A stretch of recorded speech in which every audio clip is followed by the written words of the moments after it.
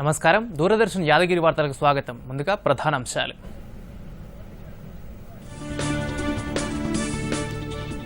రైతుల శ్రేయస్సు కోసమే వ్యవసాయ బిల్లులు తెచ్చామన్న ప్రధాని. గిట్టుబాటు ధర కోసం దేశంలో ఎక్కడైనా రైతులు తమ ఉత్పత్తులు విక్రయించుకోవచ్చని స్పష్టీకరణ. వ్యవసాయ బిల్లులకు ఆమోదం సందర్భంలో రాజ్యసభలో ప్రతిపక్ష సభ్యుల తీరు గర్హనీయమన్న ప్రహ్లాద్ జోషి. త్వరలోనే వీడియో ఫుటేజ్ను విడుదల చేస్తామని వెల్లడి. ఓపెన్ నాలాల మూసివేతకు రాష్ట్ర ప్రభుత్వం నిర్ణయం. బాక్స్ డ్రైనేజీల నిర్మాణానికి 300 కోట్లు కేటాయించామన్న కేటీఆర్. 8 మంది రాజ్యసభ సభ్యులపై సస్పెన్షన్ వేటు. డిప్యూటీ చైర్మన్పై అవిశ్వాస తీర్మాన నోటీసు తిరస్కరించిన వెంకయ్య నాయుడు. ఇక వార్తల్లోని వివరాలను చూద్దాం. బీహార్లో 14,258 కోట్ల రూపాయలు విలువ చేసే 9 హైవే ప్రాజెక్టులకు ప్రధాని నరేంద్ర మోదీ వీడియో కాన్ఫరెన్స్ ద్వారా శంకుస్థాపన చేశారు. ఈ సందర్భంగా మోదీ మాట్లాడుతూ పార్లమెంట్లో ప్రవేశపెట్టిన వ్యవసాయ బిల్లుల ద్వారా రైతులు మరింత బలోపేతమవుతారని అన్నారు. వ్యవసాయ రంగంలో మార్పు అవసరమని, రైతుల కోసమే తమ ప్రభుత్వం ఈ సంస్కరణ తీసుకొచ్చిందని ప్రధాని అన్నారు. రైతులు తమ పంటను ఎక్కడైనా అమ్ముకునే అధికారం ఉంటుందన్నారు. ఈ బిల్లులు వ్యవసాయ మండీలకు వ్యతిరేకం కాదని పీఎం స్పష్టం చేశారు. కరోనా వైరస్ వేళ రికార్డు స్థాయిలో గోధుమలు కొనుగోలు చేసినట్టు చెప్పారు. కనీస మద్దతు ధర రూపంలో సుమారు 1,13,000 కోట్లను రైతులకు అందజేశామని ప్రధాని అన్నారు.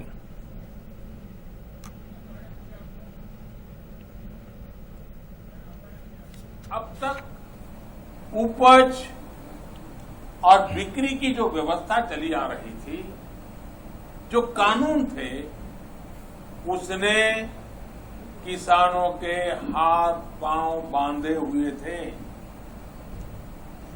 इन कानूनों की आड़ में देश में ऐसे ताकतवर गिरोह पैदा हो गए थे जो किसानों की मजबूरी का फायदा उठा रहे थे. नए कृषि सुधारों ने देश के हर किसान को ये आजादी दी है कि वो किसी को भी कहीं पर भी अपनी फसल, अपने फल सब्जियां अपनी शर्तों पर बेच सकता है. अब उसे अपने क्षेत्र की मंडी के अलावा भी कई और विकल्प मिल गए हैं. ఇక రాజ్యసభలో వ్యవసాయ బిల్లుల ఆమోదం సందర్భంగా చోటు చేసుకున్న పరిస్థితులపై రాజ్యసభ చైర్మన్ ఎం వెంకయ్య నాయుడు అసంతృప్తి వ్యక్తం చేశారు. సభలో అనుచితంగా ప్రవర్తించిన 8 మంది సభ్యులను వారం రోజుల పాటు సస్పెండ్ చేశారు. రాజ్యసభ సభ్యులు డెరెక్ ఒబ్రైన్, సంజయ్ సింగ్, రాజు సతవ్, కెకే రగేష్, రిపున్ బోరా, డోలా సేన్, సయ్యద్ నజీర్ హుసేన్, ఎలమరన్ కరీంలను సస్పెండ్ చేస్తున్నట్టు చైర్మన్ వెంకయ్య నాయుడు తెలిపారు. బిల్లులపై చర్చ, ఓటింగ్ సమయంలో విపక్ష ఎంపీలు వ్యవహరించిన తీరును తప్పుబట్టారు. సభ్యులు భౌతికంగా ఇబ్బంది పెట్టడంతో పాటు డిప్యూటీ చైర్మన్ను తన విధుల్ని నిర్వర్తించకుండా అడ్డుపడ్డారంటూ అసహనం వ్యక్తం చేశారు. నిరసనలకు కారణమైన ఎంపీలు ఆత్మవిమర్శ చేసుకోవాలని సూచించారు. కాగా సభ్యుల సస్పెన్షన్ను వ్యతిరేకిస్తూ విపక్షాలు నిరసన చేపట్టాయి. నిబంధనలకు విరుద్ధంగా బిల్లులను ఆమోదింపజేశారంటూ డిప్యూటీ చైర్మన్ హరివంశ్ సింగ్ పై విపక్షాలిచ్చిన అవిశ్వాస నోటీసును తోసిపుచ్చారు. సభా నియమాల ప్రకారం డిప్యూటీ చైర్మన్ పై అవిశ్వాసం ఆమోదనీయం కాదని స్పష్టం చేశారు. Suspended for the period of 1 week for the remaining part of the current session. It was really a bad day for Rajya Sabha. Some members came to the well of the house. They also throwed papers. They have wrenched the mic of the deputy chairman. They have hurled some papers on the deputy chairman. They abused the deputy chairman also, according to the deputy chairman. And then there was lot of rule book also was thrown on him. This is very unfortunate, it's unacceptable and also condemnable. రాజ్యసభలో వ్యవసాయ బిల్లుల ఆమోదం సందర్భంలో విపక్ష సభ్యులు వ్యవహరించిన తీరును parliamentary వ్యవహారాల శాఖ మంత్రి ప్రహ్లాద్ జోషి ఖండించారు. గౌరవప్రదమైన పదవిలో ఉన్న వైస్ చైర్మన్పై ప్రతిపక్ష సభ్యుల తీరు గర్హనీయమని అన్నారు. త్వరలో వీడియోను విడుదల చేస్తామన్నారు. సభాపతి టేబుల్ పైకి దూసుకెళ్లడం దురదృష్టకరమైన ఘటన అని వ్యాఖ్యానించారు.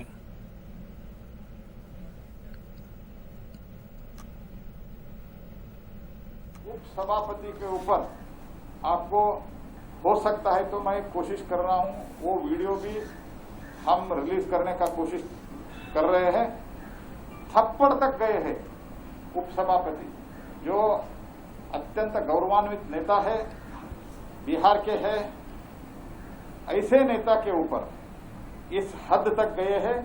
टेबल के ऊपर, सभापति के टेबल के ऊपर श्री डेरेक ओब्रायन बैठा था।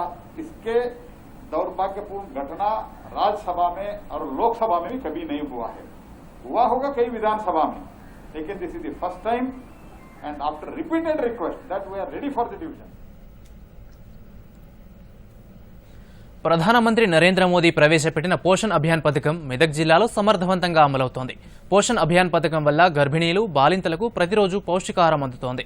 విజయవంతంగా ఈ పథకం అమలు కావడం వల్ల తమకు పుట్టే పిల్లలు కూడా ఆరోగ్యంగా ఉంటున్నారని లబ్ధిదారులు హర్షం వ్యక్తం చేస్తున్నారు. పోషణ్ అభియాన్ పథకాన్ని ప్రవేశపెట్టడం పట్ల గర్భిణీలు, బాలింతలు ఆనందం వ్యక్తం చేస్తున్నారు. మెదక్ జిల్లాలో 4 అంగన్వాడీ ప్రాజెక్టులుండగా నర్సాపూర్ ప్రాజెక్టు కింద 288 అంగన్వాడీ పాఠశాలలున్నాయని జిల్లా శిశు సంక్షేమాధికారి సారుల్ బి తెలిపారు. నర్సాపూర్ అంగన్వాడీ ప్రాజెక్టులోని రెడ్డిపల్లి గ్రామ అంగన్వాడీలో గర్భిణీలు, బాలింతలకు సమతుల్య ఆహారాన్ని అందించారు. మాతా శిశు మరణాలు తగ్గిస్తూ, అలాగే తల్లి బిడ్డ ఇరువురికి పౌష్టికాహారం అందిస్తూ ఆరోగ్యవంతంగా ఉండడానికి అంగన్వాడీ పాఠశాలల్లో పోషణ్ అభియాన్ పథకం ద్వారా కేంద్ర ప్రభుత్వం సమతుల్య పౌష్టికాహారం అందించడం జరుగుతుంది. ఈ పథకం ద్వారా నెలకు సరిపడా ఆహారాన్ని ఒకేసారి ఇవ్వడం జరుగుతోందని చెప్పారు. ఒక్కొక్కరికి నెల రోజులకు సంబంధించి 3 కిలోల 750 గ్రాముల బియ్యం, 750 గ్రాముల పప్పు, 400 గ్రాముల మంచి నూనె, 30 గుడ్లు ఇస్తున్నామని చెప్పారు. మా మెదక్ జిల్లాలో గాను మొత్తం 4 ప్రాజెక్టులు ఉన్నాయి. ఇందులో నర్సాపూర్ ఐసిడిఎస్ ప్రాజెక్టులో గాను మాకు మొత్తము 288 సెంటర్స్ ఉన్నాయి. ఇక్కడ ఈ 288 సెంటర్స్లలో కూడా తల్లి బిడ్డ సంక్షేమమే ఐసిడిఎస్ యొక్క లక్ష్యం. అందులో భాగంగా మనం వారికి పూర్తిగా బిడ్డ యొక్క ఆరోగ్యము, పౌష్టికాహారము అన్ని రకాలుగా సామాజికంగాను, శారీరకంగాను, ఆర్థిక పరంగాను అన్ని విధాలుగా అభివృద్ధి చెందడానికి కోసం మనము మంచి పౌష్టికాహారము గర్భిణీ స్థాయి నుంచే మనము అంగన్వాడీ కేంద్రాల ద్వారా జారీ చేస్తున్నాం. వాళ్ళకి మొత్తం సమతులాహారము వాళ్ళు తీసుకోవడం వల్ల కడుపులో బిడ్డ కూడా ఆరోగ్యవంతంగా పెరిగి చక్కటి బిడ్డ, ఆరోగ్యవంతమైన బిడ్డ కలగడానికి ఆమెకి అవకాశం ఉంటుంది. కాబట్టి మేము మా అంగన్వాడీ కేంద్రాల్లో కూడా ఈ రకంగా ఉన్న పౌష్టికాహారము ఒకరోజు కూడా మించకుండా వాళ్ళకి తగ్గకుండా ప్రతిరోజు తీసుకునేటట్టు మా కేంద్రంలో వచ్చి తీసుకొని తినేవారు మొన్నటిదాకా. కానీ కరోనా పీరియడ్లో మాత్రం ఇంటికే అందజేసి ఇక్కడ కూడా ఈ పీరియడ్లో కూడా వాళ్ళకి ఎటువంటి పౌష్టికాహార లోపం జరగకుండా ఉండడానికి కోసం ఈ యొక్క ఏర్పాటు చేయబడింది. ఇంట్లో నిత్యం భోజనం చేస్తున్నామని, పౌష్టికాహారం తీసుకుంటున్నామని లబ్ధిదారులు చెబుతున్నారు. అంగన్వాడీ కేంద్రంలో వైద్యులు నిర్ణయించిన సమతుల్య ఆహారం అందిస్తున్నారని, తద్వారా గర్భిణీలు, బాలింతలు ఆరోగ్యంగా ఉంటున్నారు. ముఖ్యంగా అంగన్వాడీ కేంద్రంలో ప్రతినిత్యం మధ్యాహ్నమిచ్చే పౌష్టికాహారంలో ఆరోగ్యవంతమైన పోషకాలుండటం వల్ల ఆరోగ్య సమస్యలు లేవని తెలిపారు. మా పాపకి 2.5 years అప్పటి నుండి ఫస్ట్ ప్రెగ్నెన్సీ కన్ఫర్మ్ అయినప్పుడు కూడా ఇక్కడనే వచ్చి ఫుడ్ తీసుకోవడం, రెడ్డిపల్లి అంగన్వాడీ స్కూల్కి వచ్చి ఫుడ్ తినడం, మళ్ళీ మా పాప పుట్టిన తర్వాత కూడా 5 months వరకు ఇక్కడనే తినేసి వెళ్ళాను. తర్వాత బియ్యం, పప్పు అవి ఇంటికి ఇచ్చారు. ఇందులో భాగంగా నేను ప్రెగ్నెన్సీ కన్ఫామ్ అయిన నుండి పేరు నమోదు చేయించుకున్నాను. అంగన్వాడీ స్కూల్కి వచ్చి టీచర్ నాకు ఎలాంటివి స్కూల్లో ఎలాంటివి అందిస్తారు, మాకు మళ్ళీ ఆరోగ్యపరంగా ఎలాంటి సేవలు అందుకోవాలో అంగన్వాడీ స్కూల్ నుండి అవన్నీ కూడా వివరించి చెప్పారు. ఫస్ట్ నమోదుకు వచ్చినప్పుడే టీటీలు కూడా స్కూల్లోనే వచ్చి వేయించుకున్నాము ఫస్ట్ ప్రెగ్నెన్సీ అప్పటి నుండి. అలాగే టీటీతో పాటు మళ్ళీ రోజు ఆరోగ్యలక్ష్మి భోజనం కూడా ఇక్కడే తినేసి వెళ్ళాము. సండే రోజు ఉన్నప్పుడు దాని బదులు మిల్క్, పెరుగు కూడా ఇచ్చేవాళ్ళు. అన్ని రకాల సమతుల ఆహారం అందింది మాకు. Bureau report, Doordarshan news. తెలంగాణకు యూరియా సరఫరా గురించి టీఆర్ఎస్ సభ్యుడు రంజిత్ రెడ్డి లోక్సభ 0 అవర్లో ప్రస్తావించారు. రాష్ట్రంలో సాగు విస్తీర్ణం గణనీయంగా పెరిగిందని, పంటలకు అవసరమైన యూరియాను సకాలంలో అందజేయాలని విజ్ఞప్తి చేశారు. సెప్టెంబర్ నాటికి రాష్ట్రానికి 2.1 లక్షల మెట్రిక్ టన్నుల యూరియా అవసరముండగా కేంద్ర ప్రభుత్వం 1.14 లక్షల మెట్రిక్ టన్నుల యూరియాను మాత్రమే సరఫరా చేసిందన్నారు. Of 34 lakh acres compared to previous year, sir. It is an increase of nearly 37% and it is the highest in the country, followed by Jharkhand and Tamil Nadu. So the following sowing area has gone up due to huge irrigation potential created by our Honorable CM KCR and implementation of schemes like Raitu Bandhu, free 24/7 quality power, regulated farming coupled with good rains, sir. The sowing area has gone up in crops such as maize, paddy and groundnut. As a result, the requirement of urea has also gone up. The requirement in September, it was 2.1 lakh metric tons, sir, out of which only 1.14 lakh metric tons is released, and the balance 10,000 metric tons per day is supposed to be released. Our Honorable Minister of Agriculture, Government of Telangana, has also met Chemicals and Fertilizers Minister, requesting him for release of 10.5 lakh metric tons of urea to Telangana this year. It is not just our Agriculture Minister, sir, but our Honorable CM KCR also has personally intervened and spoken to the Union Minister over phone for release of urea, and Honorable Minister assured the release of the same. We are now in the third week of September, but so far no action has been taken by Government of India on this request. We kindly request the Honorable Minister to have at least 10 to 20% of buffer, sir. In view of the above, I request the Honorable Minister of Chemicals and Fertilizers to kindly consider the request of releasing urea as requested by Agriculture Minister of Telangana without any further delay, sir. విదేశాల నుంచి NGO సంస్థలకు వచ్చే విరాళాలు మరింత తగ్గించాలని TRS MP BB Patil అభిప్రాయపడ్డారు. విదేశాల నుంచి వచ్చే విరాళాల కింద కేంద్ర ప్రభుత్వం ఎప్పటికప్పుడు నిఘా ఉంచాలని కోరారు. విదేశాల నుంచి వచ్చే విరాళాలకు సంబంధించిన సవరణ బిల్లుపై చర్చ సందర్భంగా ఎంపీ ఈ వ్యాఖ్యలు చేశారు.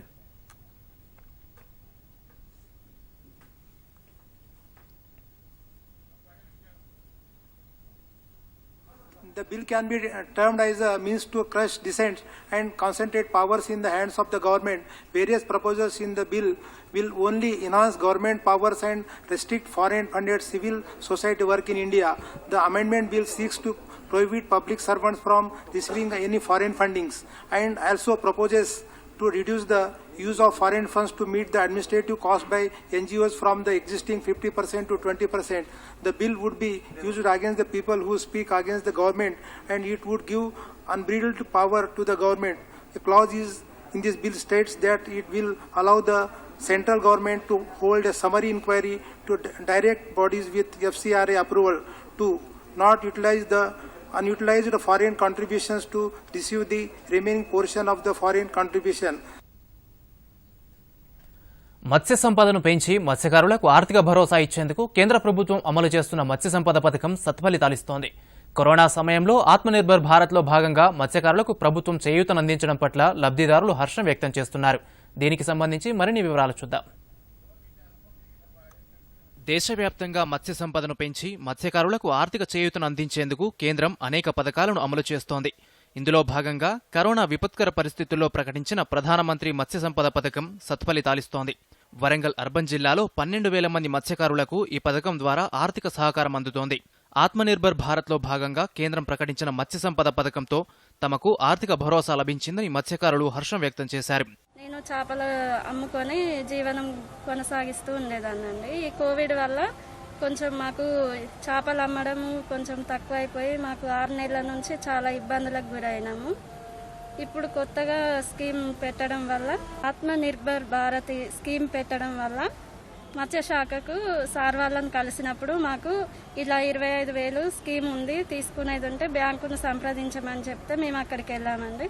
వెళ్తే మేనేజర్ గారు మీరు ఈ స్కీమ్కి అర్హులంటే అవి తీసుకోవడానికి అన్ని వాళ్ళకు సబ్మిట్ చేసినామండి. మాకు ఇంకొక 4 రోజులలో మాకు ఆ డబ్బులు 25,000 మాకు అకౌంట్లో పడతాయండి.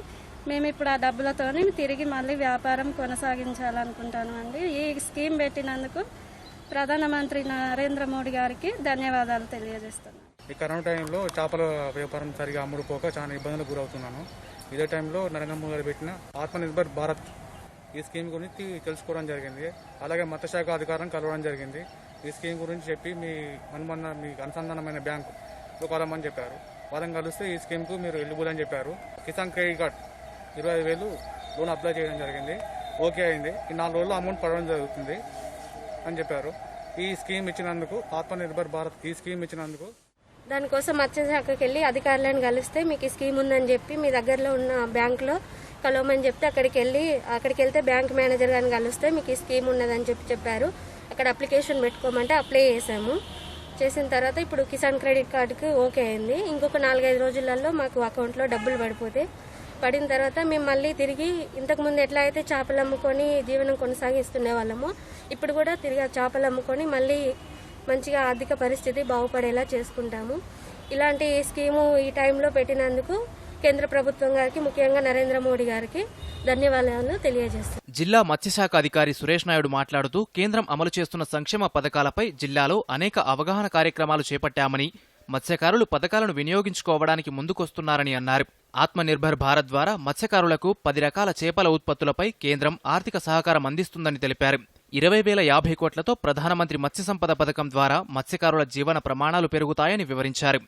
ప్రధానమంత్రి ఆత్మనిర్భర్ భారతి అనే ఒక కొత్త స్కీమ్ కింద ఈ సంవత్సరం కోవిడ్ దృష్ట్యా చాలామంది మత్స్యకారులు వివిధ యాక్టివిటీస్ టేకప్ చేసేవాళ్ళు ఈ కోవిడ్ దృష్ట్యా చాలా నష్టపోయారనే ఉద్దేశంతో మన గౌరవ ప్రధానమంత్రి గారు ప్రధానమంత్రి ఆత్మనిర్భర్ భారతి అనే స్కీమ్ కింద మొట్టమొదటిసారిగా ఎప్పుడూ లేని విధంగా, ఎప్పుడూ మనకు కిసాన్ క్రెడిట్ కార్డ్స్ అనేది కేవలం వ్యవసాయదారులకు మాత్రమే ఇవ్వడం జరిగేది. కానీ ఈ సంవత్సరం నుంచి కొత్తగా మనకు మత్స్యకారులకును కొత్తగా ఈ స్కీమ్లో ఇంట్రడ్యూస్ చేయడం జరిగింది.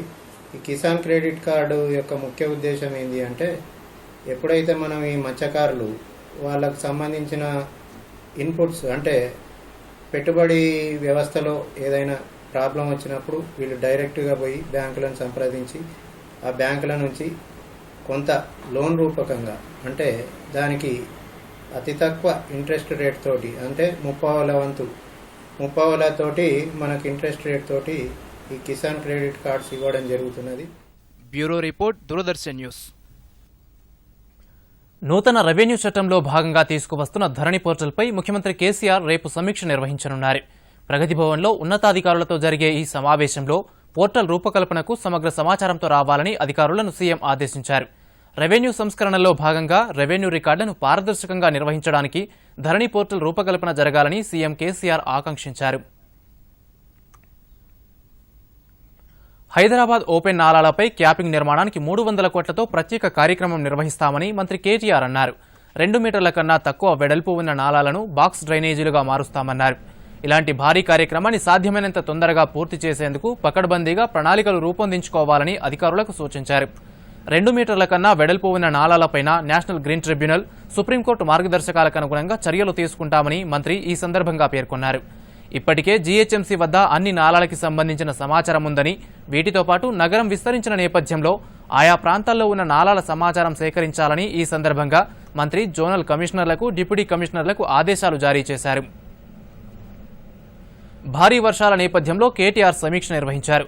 జీహెచ్ఎంసీతో సహా రాష్ట్రంలోని పురపాలికల్లో ప్రస్తుతం ఉన్న పరిస్థితులపైన అధికారుల నుంచి వివరాలు అడిగి తెలుసుకున్నారు. వర్షాలు మరో 2 వారాల పాటు కొనసాగే అవకాశం ఉన్న నేపథ్యంలో ఎలాంటి ప్రాణ నష్టం, ఆస్తి నష్టం లేకుండా చర్యలు తీసుకోవాలని ఆదేశించారు.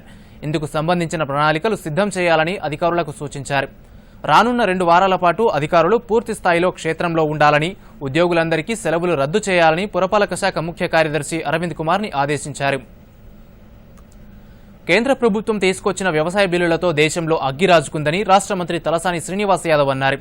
ఎన్డీఏ పక్షాలు తీవ్రంగా వ్యతిరేకించినప్పటికీ అగ్రికల్చర్ బిల్లులను కేంద్రం ఆమోదించిందన్నారు. కార్పొరేట్ శక్తులకు మేలు చేయాలనే ఉద్దేశంతోనే ఈ బిల్లులను తీసుకొచ్చారని ఆరోపించారు. ఇప్పటికే హర్యానా, పంజాబ్ రాష్ట్రాల్లో తీవ్ర నిరసనలు వ్యక్తమవుతున్నాయని, ఈ ఉద్యమం దేశమంతా విస్తరిస్తోందని పేర్కొన్నారు. జీఎస్టీలో రాష్ట్రాలు నష్టపోతే పరిహారాలు చెల్లిస్తామని కేంద్రం చెప్పిందని, కానీ ఆచరణలో పెట్టడం లేదని అన్నారు. దేశంలో రెవల్యూషన్ వస్తుంది. మీరేమనుకుంటారంటే మాకు అడ్డు అదుపు లేదనుకుంటారు, కానీ పెద్ద ఎత్తున దేశంలో మరి రెవల్యూషన్ వస్తుంది. ఇప్పుడే హర్యానా, పంజాబ్ ప్రాంతాలలో రైతాంగం అంతా రోడ్డు మీదకి వచ్చారు. ఇది దేశవ్యాప్తంగా కూడా ఉద్యమంలాగా మారుతుంది.